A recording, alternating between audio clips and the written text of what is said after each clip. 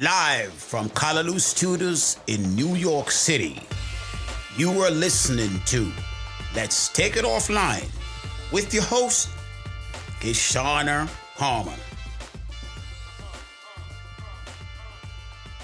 Hey, Fab Crew. You're listening to Let's Take This Offline, the podcast for everyday leaders. Part inspiration, part sit down, let's have a conversation. Here's where you'll find the real deal about living well and leading well. I'm Kishshana Palmer, your host and resident leadership whiz. And now, let's take this offline.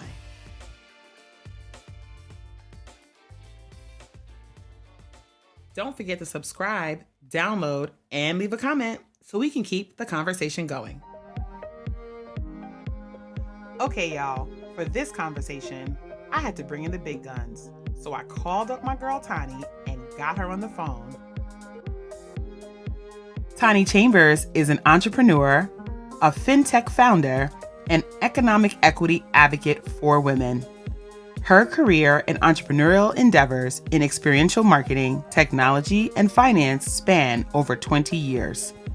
She's the founder of Savvy Money, a software company that helps freelancers and solo entrepreneurs maximize their tax savings and manage their finances in one place. Tani leads Raven, a community and angel syndicate for emerging Black women investors. Raven provides a safe space to learn about investing as a means to create wealth, to improve their quality of life, and impact their community.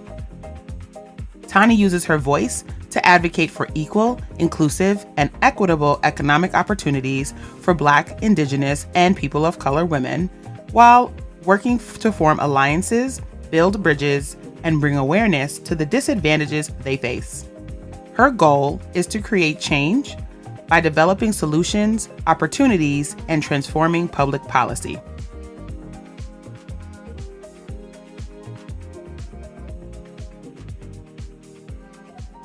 All right, Fab Crew, we are back for another dope episode of Let's Take This Offline, and I could not be more excited to have in the studio today my friend, my very first actual business coach, Tani Chambers, who is all things dope Black women tech, investing. I mean, Tani, the number of things that you have your hands in, you're like those people that like move in the mist. And you just pop up, be like, "Oh, you didn't know who Tani was?" You're like, "Who's Tani? Who is Tani?" But you do so many amazing things. But today, I wanted us to chat about something that I think we kind of jump over in corporate and nonprofit as career professionals, and especially as entrepreneurs. And that's really talking about our money and talking about generational wealth and what does it really mean to be thinking about wealth. And I could not think of anybody I wanted to kind of unpack that with, because I got my stuff, than you. So welcome. Thank you for having me. I am excited to be here and honored that you would think of me to be a part of this. Absolutely. And also for all your kind words. I feel like I love that. She just moves in the mist, right? Yes, that's it. You're like, she just moves. I'm like, I'm always like, wait a minute, you know them too? Or y'all, Tani will send me an email, a text message, and it'll always be like, she and I were having a full-on conversation, and she just meant to tell me something, except I hadn't spoken to her in a couple weeks. And so maybe she had meant to tell me in her mind. And it'd be like, I'm going to need you to connect with this person. I just did this for this person. This person's about to reach out to you. Make sure you talk to this person. And you just got to jump on it and get it done. And so I just appreciate that you are just, plugged in and you keep yourself fresh. You keep a beginner's mind.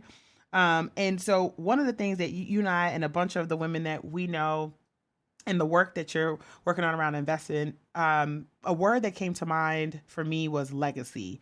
And I was curious, what do you think, what does it mean to you to actually build a legacy? That's one of the interesting things when I hear the word legacy. I just start thinking, like, first of all, we don't have any control about legacy, right? We can convince ourselves that I'm building a legacy and I'm going to do this, but really the reality is legacy is going to be what people say about you when you're gone. Legacy is what's happening now when people are talking about you when you're not in the room. right? Yeah. Good or bad, right? So I really think it's about our actions, and often because we're having this as a, we're talking about wealth. Eventually, we'll get to that more, but I think the two are often conflated, right? And for me, in like this modern day sense, right, it shouldn't be, right? Because legacy equals impact to me. What's the type of impact that you're having on people directly or indirectly? And like these days with the power of media, especially like social media, you don't really need to have wealth. And we'll talk about that because we know there's a lot of people out here impacting people. Wait a minute. You don't have to skip to it. Let's get to it. Get to it. What you mean, Tani? Why you don't have to have wealth to have... Wait a second. Hold on. Wait. I feel like the wind just blew through my hair out in my convertible. Wait a minute. What do you mean you don't... You can have influence and not have wealth, and you don't need to have wealth. Wait a second. Break it down for me, please. Well, okay, so let's go there really quickly, real right? Quick, real quick. Real quick, and then I'm gonna get back to the get back. But people have platforms, right? And here's my thinking: people have platforms, and not everyone uses them responsibly. Most people are not using them responsibly. Most people are using them because they have an agenda, right? And hey, I'm guilty of that. We have an agenda. We're business people, right? So likely a lot of the times we're using our platforms to eventually, sell a product. You know what I mean? And some part of that also is, us just expressing ourselves, right? But there are some people who leverage, both in not a great way. And so they are able to leverage that platform to push messages, narratives, ideas, right? That are around wealth and how you should be and what they're doing, right? And how they can teach you how to do it. And it's not true. There is no wealth. But they are definitely impressing upon people. They're having these impressions. They're definitely influencing people, right? So I always say, and I guess I say to your listeners right now, like,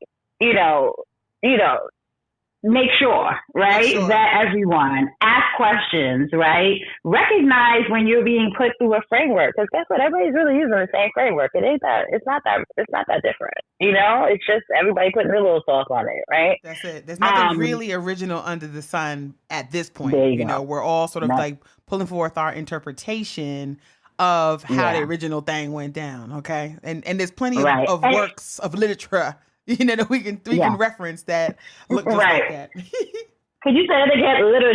Literature. Not somebody's ebook that they wrote yesterday, right? Literature that has some little case studies and facts and over time history, things like that, a little research people have done. Maybe people have done, not just conjecture, Right. Not regurgitation and copy and pasting, not that. But but here's the thing, right? Because you mentioned something about the original, right? And a lot of this comes from, again, that conflation of legacy and wealth, right? From, rich people, right? Yes. And to be frank, rich white people, right? Yep. Because when we really think about legacy, right? Like now, the modern sense, we can, impact people again, right?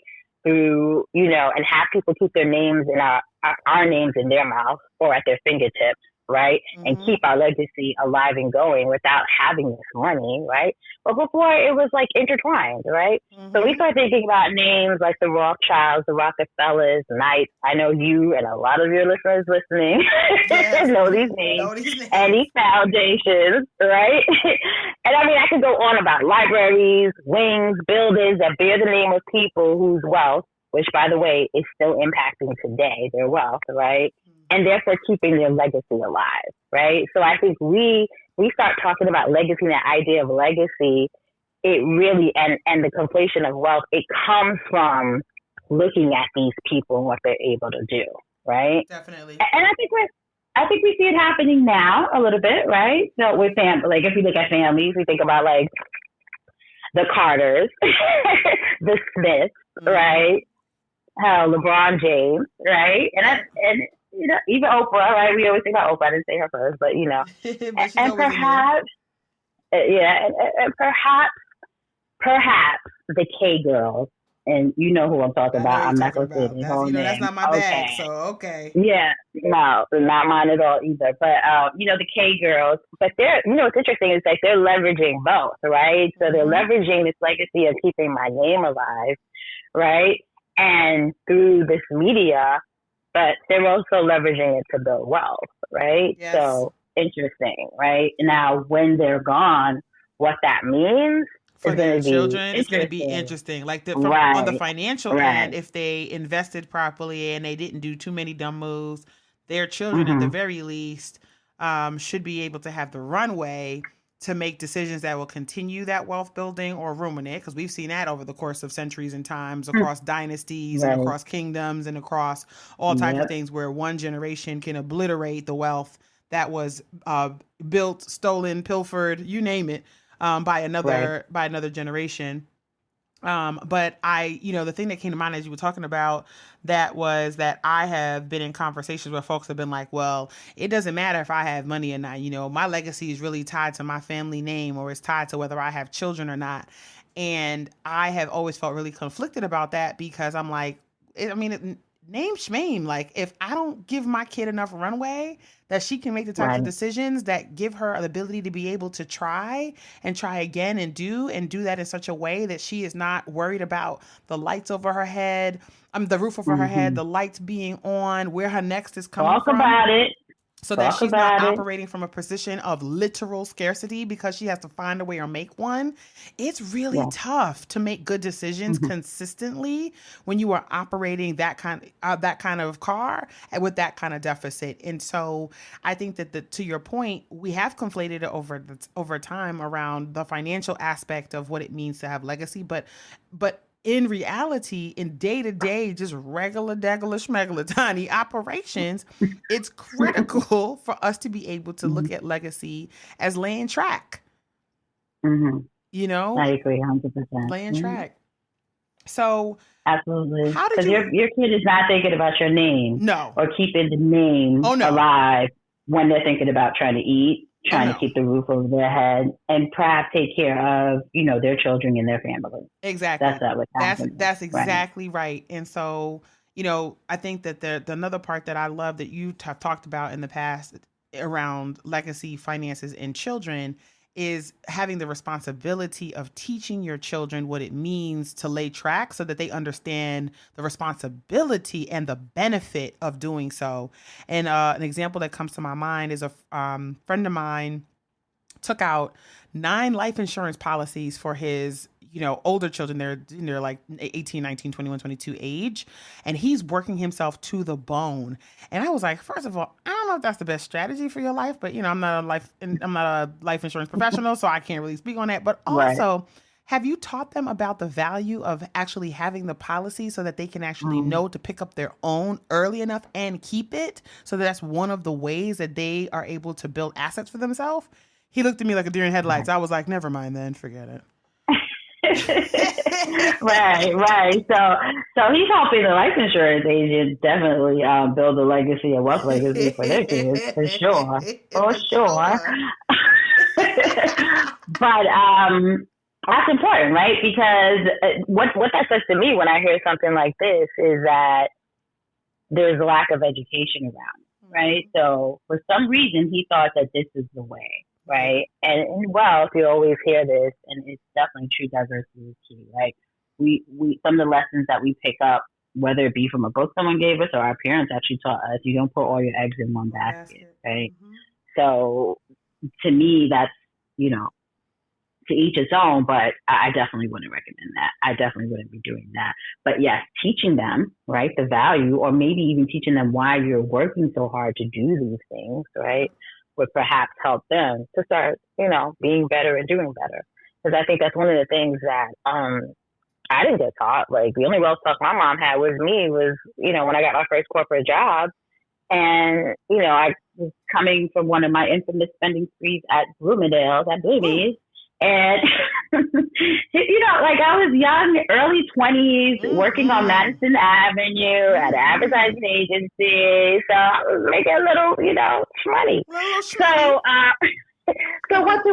We get that money. We go to Bloomingdale. We go to Bloomingdale. Good shoe department. Hello. Hello. So I took my butt right to 59th Street, which is right around the corner from my job, and I was shopping. And she said to me when I came home, this was the lesson. So you need to save some of that money you make, right? You have to pay your bills and then put some in the savings account. I looked at her and I was like, oh, okay. And that was the conversation. That was the wealth. That was the wealth talk. Look, my dad, I was teasing him the other day. My dad's wealth talk when I was going into college. I'm first in family to go to college. And he said to me, these credit cards are dangerous. You have to use them in moderation. I don't think you saw the people outside giving us free T-shirts with our cell phone. Like, thanks, Dad. Free T-shirt for your life. Free T-shirt for your life. Anybody who went to school before 2005, I want to say, I think they got banned around then. I'm going to look that up to make sure I had that date right, but definitely around the mid 2000s. But if you went to school in the early 2000s, in the 90s, in the 80s, you definitely got scammed by the companies at that time whose marketing tactics were predatory as all hell. Okay. The opposite of building wealth, let's be clear. But that, so like you, the conversation was all of 2 sentences, no explanation, no context. And I didn't even know enough to be like, huh? To ask a question. So right, you're just like, oh, okay, right. You're like, oh, all right, thank you. Good to know. Yeah. So, and I wonder how that affects them, right? Go ahead. Of course. No. I was gonna say. Now, I wonder how it affects them now. My dad has talked about a lot about how all he wanted was for me to be secure. He's like, I just want y'all just to have security, and I see you bouncing from job to job. I, like many folks who are in the executive leadership in nonprofit space, particularly if you're raising money, and some sort of folks who are in the sales side, whether you're in pharmaceuticals or government or whatever, like if you had a dollar sign attached to your back and a part of a revenue generating stream, if you didn't hit your numbers, goals, if there was any kind of, even the wind blew, you would be out of there. You'd be out of there. Right. And so he would always say, like, but I was getting recruited to larger organizations and getting recruited to bigger jobs, and he just didn't understand any of that math. And he was like, I just don't understand what is stable about what's happening over here. Like, why is it? It was only 2 years ago you went. Where are you going? And so I cannot imagine how any of, like, if they even knew really how to have the context version, the how of the conversation. They could tell us the what, right? Your mother was like, you need to save that, right? You're like, but for what? And why? What are the consequences if I don't? Like, what's going on? Like, So how do you think that, like, different backgrounds, like different people, whether they come from culturally, et cetera, ethnic backgrounds, affect how you look at legacy building and wealth building? I know you come into contact with a lot, particularly women who are thinking about investing, who are looking to invest, who want to be investors, either in themselves or in other businesses. How do you think our backgrounds affect how we look at legacy building? Wow. So that's a big question, Only you. Loaded, girl. Because it's so nuanced, right? Different backgrounds. So I think what happens here is, first of all, right, your upbringing, right? So, and the economic situation of your upbringing, right? That's definitely going to affect you, right? And when I think about that, I think about us who both have immigrant parents, right? And the thought of, I saw a meme the other day, and it was a girl, and it was a Jamaican meme, right? And she was like, "This is how your family in Jamaica think you get money." And she had like dollar bills falling off a tree, right? Yes. But the street paved with gold is really a real mindset, right? Type of thing, right? So it's a wonder how a lot of our parents that actually immigrated here actually, were able to do as much as they did, because it was not easy, right? But I also, when I hear you talk about your father, I think, in their defense, right, they thought, well, when they came, we're talking about eras of government jobs, manufacturing, things like that had, long vision, long hauls. And that's extremely changed for our generation and beyond, right? And later, right? So they could get into this job, unions, right? They could get into this job. And if you don't know, it's always been like incredibly hard to get fired from, when you're in a union job, right? So I have mixed feelings about union jobs. I think they're good in some places. In some places, I'm like, but these people need to go. They are just not good. Like, it's just no good, right? But they will fight tooth and nail to keep them there, right? So, like, they really could come, get a good job, a good union job, and be able to ride this out for 30, 40 years and retire, right? And retire and be good, right? That is like unheard of. This is like that's the American dream, part of it, right? In that they're able to buy their house, they're able to do those things. So they were able to take part of that. Comfortable, okay? And that word comfort is a thing. You have to be comfortable. Okay. Yo. That's it. So baby glad. You do. You have to be comfortable. And then I'm like, well, what is comfort? Okay, exactly. Right.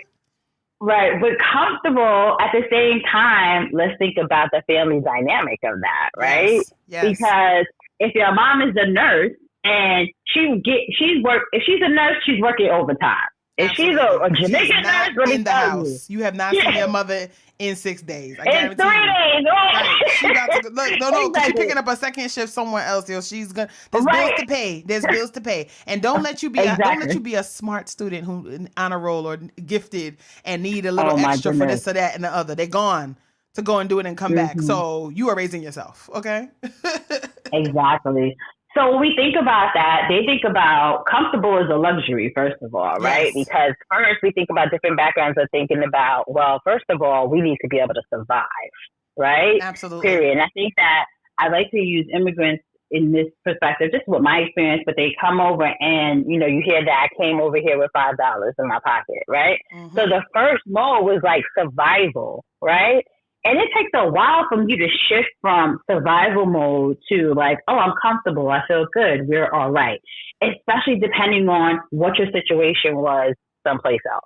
Right. Absolutely. And the same thing here for indigenous and, Black American people who are born here. The same thing. The shift might not be from country to country, but the shift might be from situation to situation, neighborhood to neighborhood. Right.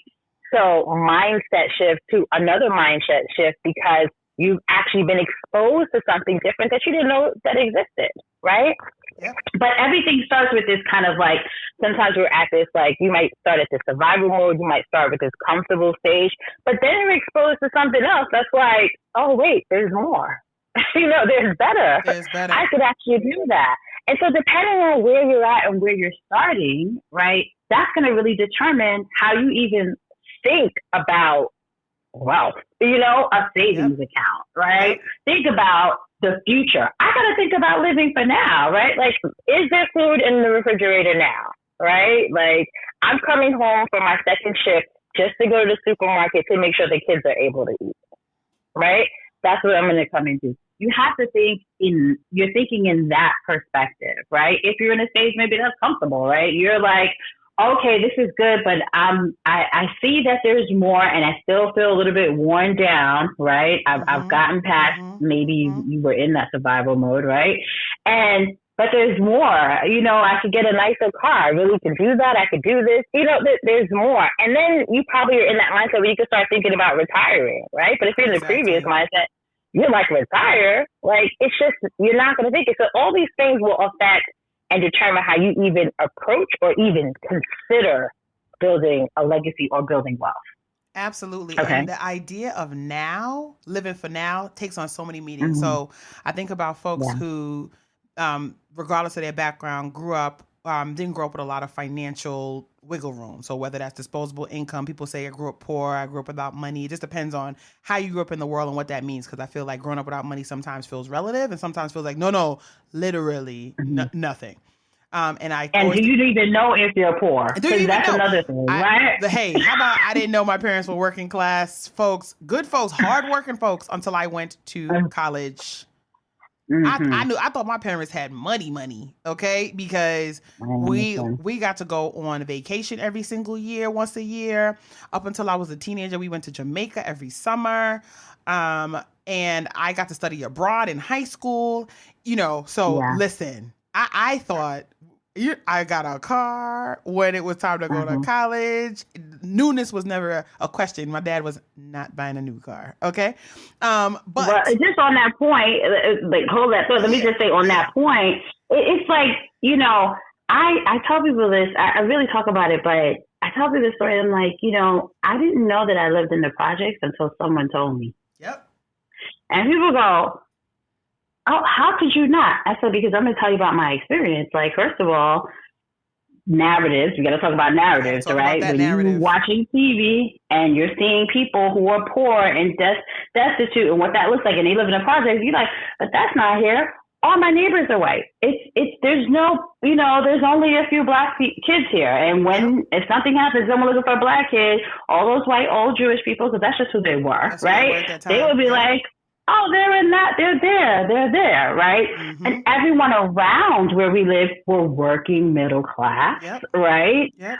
We just happened to be dropped in the middle of this, environment or whatever. Mm-hmm. And that's essential, but that's a whole nother episode. Whole nother episode because of who they were housing, right? Exactly. They were housing a specific people, and they wanted them to be in a working middle class neighborhood, right, with other people. And then their people started selling their homes to us. So, you know what I mean? A lot of, working class middle black people. So, but anyway, I didn't know until someone was like, the project. How about when I realized that, and I just tell friends, they're like, no, but that's not really the project. Oh my God. It's not, Oh my I went to private school all my life, right? And then on top of it, my mother, and I was talking about this yesterday in a room on Clubhouse, and we were talking about how your experience with your parents affected you. Same thing, affected just like how you do.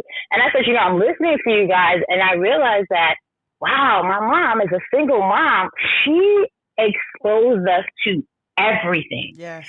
And I didn't realize that until my daughter started talking about it. I didn't give her enough credit till my daughter was like, oh, well, grandma made sure we know how to do everything. Like, there's been conversations, we're a black family, and it's like, all of you know how to swim. How is that possible? And my mother was like, because they needed to know. We all swim. They went to camp. They went away to camp. They went things like this. But as my daughter started saying, like, she'd sit at tables with certain friends, and they're like, oh, I want to go horseback riding. She's like, yeah, I've done that. And I'm like, fencing, I've done that. You know how to swim? Yes, I do. I've been to these countries, things like that. Mm-hmm, but she was able to expose us to all these things, and that was a great thing, right? And so that certainly affects your mindset. Like, I didn't know I was, I guess technically, or by class, maybe poor, or maybe lower middle class, because then at some point, of course, your income, your income surpasses what's eligible, right? Yes. So, but I didn't know these things because so many of the exposure. So if you don't know, you don't know what you don't know, right? And if you don't know, there's no need for you to look for something else, right? You're like, oh, but I'm good. Absolutely. So, yes. And I just think that it's so crazy that when you say that, I'm like, how many of us just didn't know? We didn't know. And we're just oblivious. Like, just everybody's out here getting these experiences and doing these things. And you're like, And that has levels to it. So when I went to college and I'm around the princes of different countries whose their whole family went to my school, I'm like, wait, you own all the houses surrounding the campus? Hold on. How'd that happen? Wait a minute. What kind of carry 1 plus 2 minus the, you got to pay all the tuition to come here? Wait a minute. I started to say, I'm play right now. And I think for me, what that ignited was the hunger for stuff and not the hunger for substance, because I had not really had the conversation about what was different about that. Because living for now was about either survival, food on table, roof overhead, or it was about the ability to have, as some West Indians would say, to have new brand, fill in the blank. So the brand new car and the brand new this and the upgraded that as a sign that you had moved beyond where you started. and no conversation in between. And business school's not teaching you about that conversation. There's not money mindset classes happening in undergrad or in grad school, even with, and so that part to me really sticks out as a moment where I could have went left and I could have went right. I went right in the road, but I think you end up having to play catch up later on anyway. So you get it one way or another. It's just a matter of when. Let's take a quick break. We'll be right back in a few.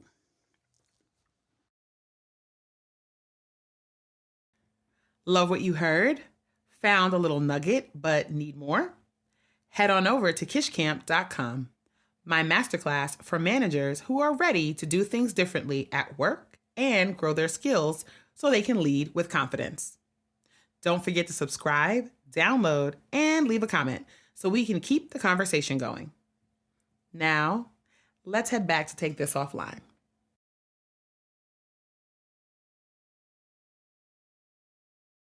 And so when you think about what you're seeing right now in this climate around how people think about building wealth and how that story, that family story kind of leans into how people think about building wealth, how can people sort of shift their mindset to get themselves in gear to start thinking about generational wealth as money plus, money not having to be the driver necessarily, money being a part of the car, the journey, et cetera, but as a more kind of holistic and comprehensive strategy? So I think, and we've said this before, but exposure is key, right? So, the interesting thing though is like we get exposure on TV, right? But I think that's another reason why we say representation matters, right? Because we've been seeing, and just because what wealth is often, considered, right? We see fancy cars, the houses and stuff, but we have to see ourselves in them, right? And so I think more recently we're starting to see that. And then with social media, those real life examples, right? Is this, just bringing up like Jay-Z again. You think about Jay-Z, like Jay-Z's from Brooklyn, right? Like been in circles around him, been in plenty of events with him, like private events and things like that. And he came from Marcy, the project, and now a billionaire, right? And so people see themselves in that. So I think, starting to get yourself in the mindset of wealth building, it's just always going to start for me with why, right? You have to find that reason why, because if you don't, like we said earlier, right? Like if you're all right, you think you're good and there's no reason for you to do any better, then you're not going to. There's no motivation factor. There's no inspiration. There's nothing to aspire to, right? But start with why. So they have to be peaked. They have to be to a place where they're asking themselves, why is this important? Yes. What's at stake if I don't do this? And it has to be something, that why has to be something enough that's going to make you push through, right? When you actually start wealth building, right?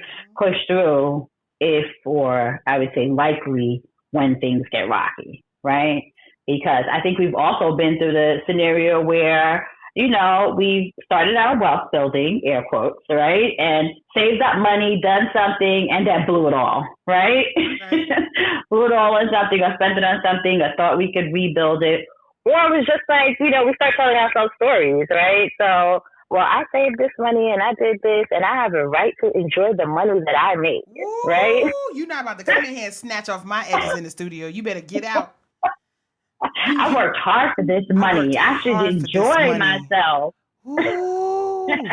Negating everything else that you spent, right? Because you could be living in, a studio apartment, but you live in a fabulous 4-bedroom or, something, but everybody needs this, negating the fact that you've had these beautiful experiences, maybe traveling, whatever, you know what I mean? Taking part in the event. You negate all of that because this money is sitting there and you're like, but I worked for this and I want it now. I don't have enough money coming here. And this is here, and I should be able to do that. You start, telling yourself these what we call, the scripts that we've been talking about recently, right? The scripts, and you start you start reasoning with yourself Listen, about I have why. reasons with myself. I have been like, Kishshana, so when this pair of boots, and y'all, anybody who knows me, and Tani, you know this, my shoe game Yeah. serious, but it's also Right. sometimes a little bit ridiculous. And the quarantine kind of sat me down a little bit. I had to pull my finger off the internet trigger a few times. Man, But I have listen. definitely been up many nights I couldn't sleep. When outside opens, whenever that's going to be, I have what I call hopeful shoe purchases. When outside opens, I'll be Oh able my to God. fill in the break. But how many times have we done that, where we've been like, this is going to make sense because if I just wear this 10 times over the course of this month, then it just ends up being only $20 a wear. Or, Right. whatever we would tell ourselves, like. Oh my gosh. Yes. Oh my gosh. Only $10 a wear. I'm like, okay. But, okay. But yeah, like you have to start it has to be strong enough where you're like, and often, unfortunately, it's some type of trauma that we experience, right? It could be, that one thing that you wanted, never asked your parents for anything because somehow as a young kid, you've realized that you don't have, or you've heard the conversation, the seeds have been planted, and you don't want to ask your parents for something, but that one time you ask this one thing that you really, really, really want, and you don't get it. That trauma. And now you want to give yourself everything at every moment, which is fine. But you also want to give yourself a future, right? And you probably want to give your children a future. Wait a minute, and their children a future. Wait a minute. I just want everybody to know that just press pause on this thing right now, wherever you're listening to it, and write that down. You probably want to give yourself a future.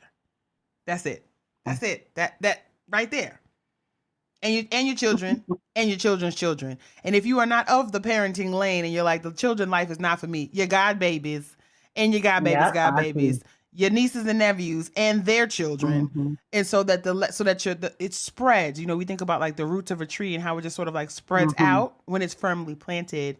So Tani, I feel like the world of investing and saving and creating a long-term safety net always feels complicated. And I know it's not complicated, but it feels complicated. And to your earlier point, let an ebook tell you you can do it in 1, 2, 3. let the Instagram live on Forex or something else fool you. Oh, just Lord, stay up all night taking Forex. this. Oh my goodness. So why is it so easy for us to fall into the financial tools that tell us I could get you rich quick? Like what's up with this? And I'm thinking of a recent one. I call it the pandemic tool of choice. Oh God! Please don't start with the Was the pyramid scheme? Was it blessings? What was it called? Mercy, goodness, grace. What? Why do the scams have abundance? Why do they have to have names that make you feel hopeful? And then you be like, wait a minute. Why is it so easy to get caught up in pursuing paths that feel easy but have so many booby traps? What is it about the world of like investing, saving, and safety netting that makes us so susceptible to that? I think it's just a scarcity mindset. So one, it's not going to be enough, right? And then two, it's not going to be enough later, right? Yeah. So I got to get in now, because if I don't get in now, and how many times have we heard that, right? That is classic scammer strategy, right? Get in now. Right? If you don't get in now, right, you're going to miss out, right? And if I wait till later, I'm going to miss out, right? Fear of missing out. I'm going to miss out, and later, maybe it won't be so valuable, right? Later is the risk, right? Long term is more of the risk than the short term. Let me do it now, and I get it, and I have it. Let me hoard it. I know it works. But to think down the line, 10, 20, 30, 40 years, oh my gosh, it won't work. So I'd rather get it now, so I know it's real, right? So I know it's real, and then I can hoard it, and I feel good. And it's not 100% our fault, because we have been screwed, frankly. We have been screwed, right? You know, they've been selling potions and lotions and oils for a long time. Yes, they have. This is not new. People are like, oh my Well, gosh, millennia.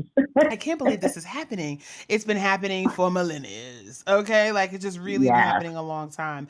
And speaking of things that have been happening a long time, what I noticed, especially in this last year, and I don't know if it's because we just had to literally slow down enough to notice what has Mm-hmm. probably been happening in the background for years. But like I heard someone say to me, I heard someone say in a conversation, well, these things are just like joining a susu. It's all the same. Like it's just the same Oh, concept. And girl. for those of y'all listening who are like, what is a susu? Can you break it down, Tani, what Mm-hmm. it is? And then we can help the people understand why you got to have a long-term Mm-hmm. strategy. Okay. Yeah. So first of all, I think that people calling it susu was incredibly insulting. Yes. I Yes. was in a clubhouse room and they were like, and I had two people who are not from the culture of susu. I'll just put it that way, right? Yes. We were explaining to other folks, and they are part of our community, me and you, right? Yep. Explaining to folks on why susu is a scam. But I didn't have the energy to get up there and correct them. But people did inbox them and correct them and say it's not a susu, and after reluctantly they explain, and I'll explain now, right? So first of all, susu culturally, we know, it's simply a savings plan. It's a savings plan, right? Right. A group of people come together and they decide, hey, together we're going to get together and we're going to save this amount of money. And what we'll do is we're going to create a pot, put all that money in this pot, and then week by week we'll collect this money to put into this pot, and week by week we'll give someone an advance of this Right. pot, right? And so let's just say we were doing a 1-year susu, and it was 12 months and $12,000. Every month, 12 people would put $1,000 in this susu, right? And so every month, one person would get an advance, and I say advance because the last person is the only one who's actually getting it, when it's all over, right? Everyone would get an advance. A different person would get an advance of this $12,000, right? And that's a susu, but it's essentially a savings plan, right? And so everyone gets their chance, and then it's over.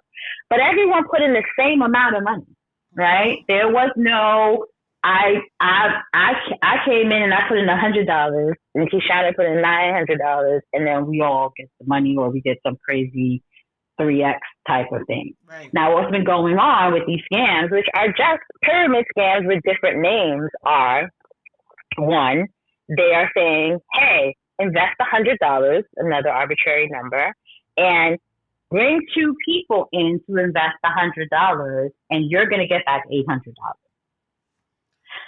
Here's the question I want to ask the people, first of all, right? Because we all been taught basic arithmetic. Yes. Right? I was like the math. Carry one. The math, right? Where can you go and put in $100 and get an 8x return? One, A. And I want to talk to business people too who got caught up in this, right? A, get an 8x return, right? First of all, where there's no product or service. No one is selling anything, right? There's no product or service that can make money, right? That can make profit margins or anything like that. But you can just go invest $100, and someone is going to spit out an additional $700 from nowhere. Woo. I'm like, It doesn't work. So I think exactly. Sell me war. Tell me ice, and I'm an Eskimo. Yeah. So, I think that, and I hear stories of people saying, oh, I was scammed. And, respectfully, you were not scammed. Respectfully, you thought you wouldn't get scammed. Okay. Right. You thought you wasn't going to be the one. Exactly. Right. And I had folks on the other end, Tiny. So this is where I got thrown for a loop, because I was like 2 seconds from being like, well, it sounds crazy, but because I had actual folks close to me who I knew did some version of that and actually were doing quite well. And one of the things that was key to them doing well in that particular model was that there was a constant funnel of folks who were willing to try. And I was like, well, I don't have no constant funnel. I got like 5 friends. I don't just not really going to go that far. So I just knew that what I understood it didn't make enough sense to me in order for it to be viable. And I just have never seen success with anything that feels like the get rich. And I know the get rich always works for the folks who get in early. And I just couldn't tell how early it was, you know? And so I just said, this is not, this ain't gonna be my pathway to wealth, you know, like it just isn't. And so then how do regular everyday folks who are working, starting businesses, who are just minding their business, trying to do well for their family, to move to that place of comfort we talked about, how do they start to think about building wealth in a meaningful way? Because I know you have a particular philosophy around this. So, you know, well, first of all, again, I'm going to go back to what we had said earlier. You start with why, right? Yes. You know your why, that's going to keep you going, right? And just really 3 easy steps for you to start to think about wealth building in a meaningful way. The first way you think about your why. The second thing I want to say is then you think about a goal, because you have to be aspiring to something, right? You know, create a goal, a milestone, something that you can measure and celebrate, I want to say, right? So, because that's important. We need to feel good when we accomplish something, right? And we take time to celebrate ourselves. Yes. So something you can measure, hey, I've gotten here, and then you could celebrate, because that's going to push you to keep going. Because for me, I am a long-term investor. There are some short-term investments, but I'm pretty conservative, right? In some respects. But I also invest in startups. So I'm not that conservative, because that's one of the higher risk investments, right? And then the next thing I want to say is, and I'll try to give you 4 points, right, is take inventory, right? I think a lot of times, you know, especially many of us who are in the workforce, there are wealth building tools being afforded to us from our jobs, you know, our careers, different things around us, things you forgot about in your banking, so many things that you just are not pursuing and leveraging. Absolutely. So take inventory to see what you have already going around. Have a talk with family to see what they're doing, right? And find out what you have in your hand already. And then, like, the 4th point, explore, right? And this is probably where the best place for you to have talks with families, or maybe, you know, brothers or close friends, like, hey, so what are you doing around wealth building, right?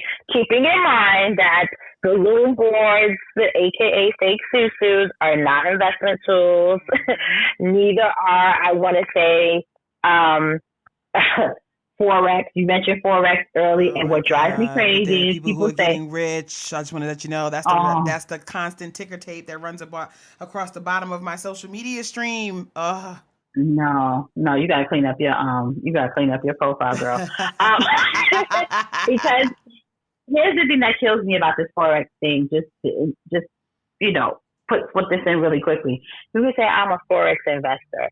If you understand what Forex is, you can't be a Forex investor, right? Forex is an exchange. It's the foreign exchange. Like, that's what Forex stands for, right? So you don't invest in Forex like it's a share, like it's an Apple share. You know, like, no, what you're doing is maybe you invest on the exchange, like the stock market, right? We invest in stock on the market, you know, things of that nature. But, you know, that's not investing. And, you know, just for anyone who might be listening, because this is just so much of this happening out there with, like, the Forex and the investing and things like that. If anyone is telling you to, you know, here's an opportunity and you need to bring these people and then sign up to pay for this service that's going to teach you this thing forever and you're going to make money by signing on more people, I would say that that's not investing.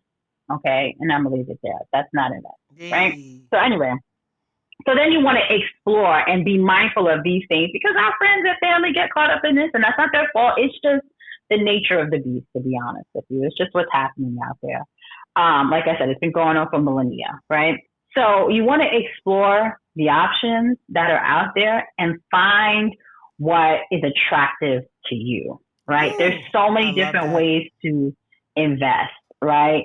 And you want to diversify.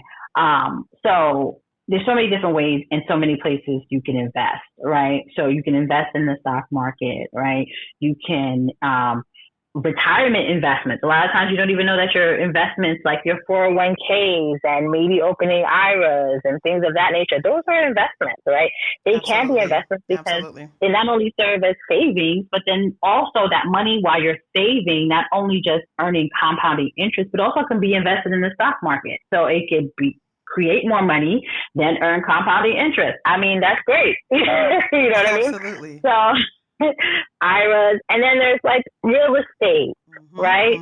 And there's so many other things like alternative, which, you know, really go deep, which I think should happen after you do your basics, right? Which is making sure that you retire for investment. You invest for retirement, right? Because when you have retirement vehicles, right, that are investment vehicles that are retirement tools, you can leverage those to start also investing in other ways as well, which, you know, outside of real estate, but, you know, alternative investments such as investing in startups, investing in collectibles, you know, antiques, art, things. There's so many different ways.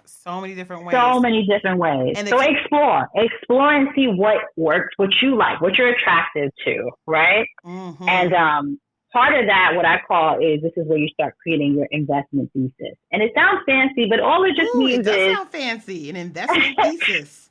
An investment thesis. Yes, my investment thesis. So your investment thesis just means that, hey, this is what I invest my money in. So even if you want to come to me with an opportunity, you need to read this and understand, like, don't bring me that because I only do this. This is what I'm interested in, right? But you create one for yourself. That's usually as an investor who, what we call deal flow is coming to them. People are bringing deals to them, right? To them. But for you, you just want to say, well, I really like this. Maybe you want to build a real estate portfolio, right? And even that's nuanced, right? You may not want to own property because you don't want to be a landlord. You want to deal with people and their drama, right? Exactly. So you may invest in a REIT, which is a real estate investment trust, which means that you basically are investing in a real estate fund, and you're not responsible for going out there and buying the property and maintaining it.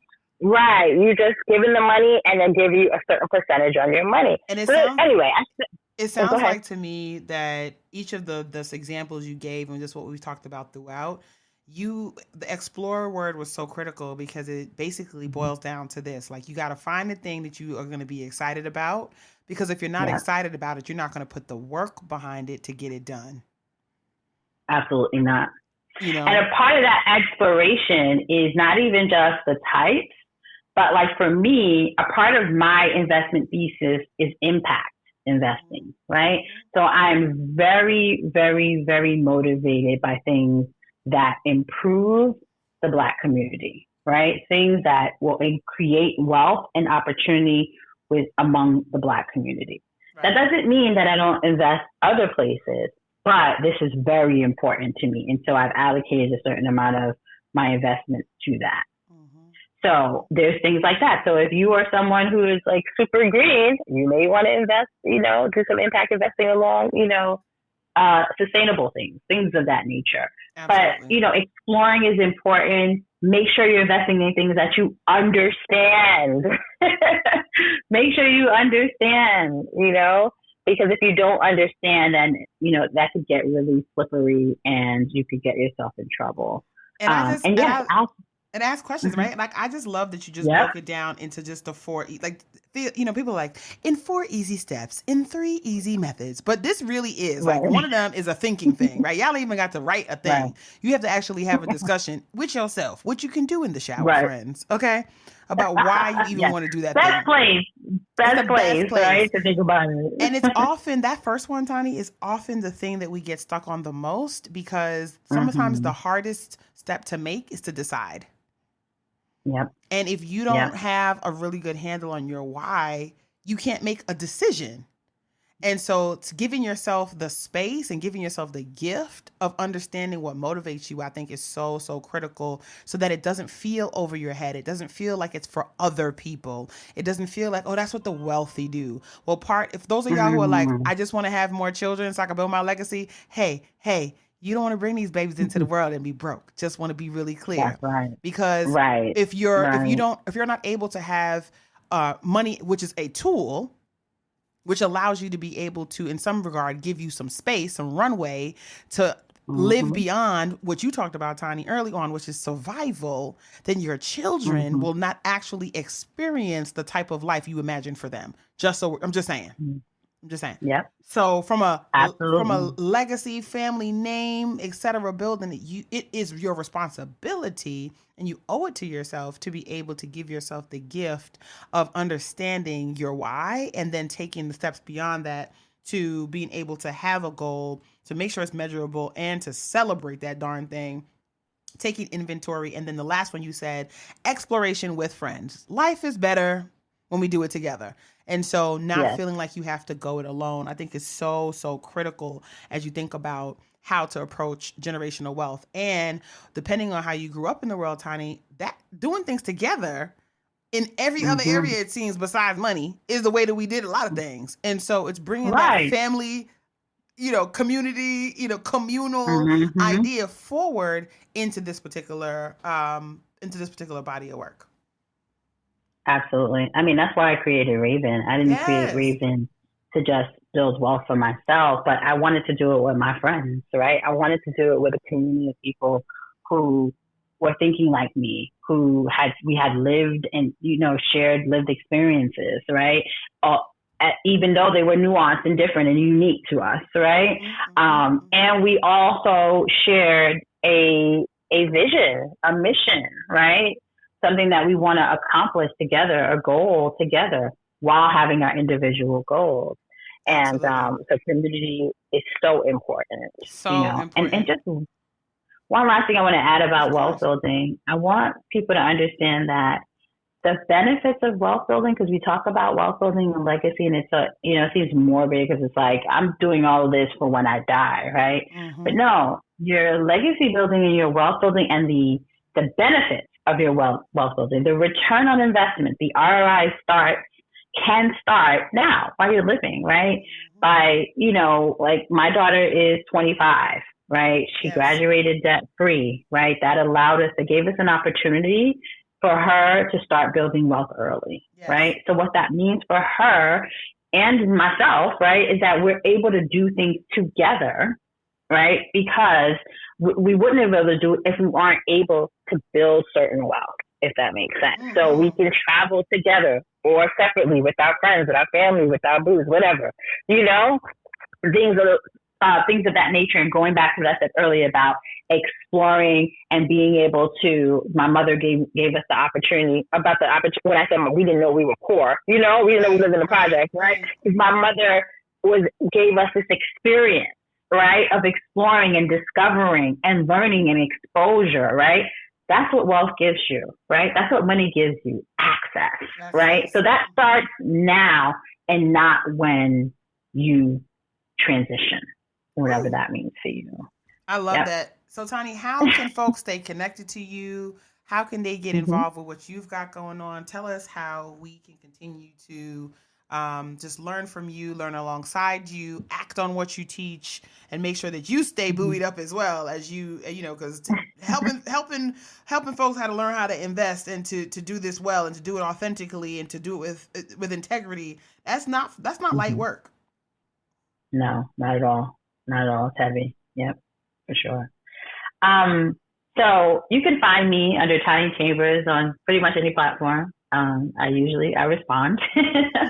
And then also you can check out Raven if you're a Black woman looking for like-minded Black women and you want to learn about investing, you want a safe space, no one lecturing, no one judging, right? No one, cutting you off or dismissing you, because that has happened, right? Then you can check out Join Raven, and that's JOIN, and then Raven is spelled RAVN, and that's RAVN. Joinraven.com, and you can visit our site to learn more and opt into our list and our resources to learn more about becoming an investor. And this is whether you're accredited or non-accredited. So just come through. It's a party, y'all. Right now, we're going through a whole book on a book club. We're taking it back to the basics. regardless of where you are in your education, your financial journey. So there's plenty to do and plenty to understand. You start where you are. We just want you to start. So Tani, thank you so much for hanging out with me today, for dropping so many gems. I know folks are going to be pressing rewind over and over again. And so I just am grateful to you, as always, for your time with me.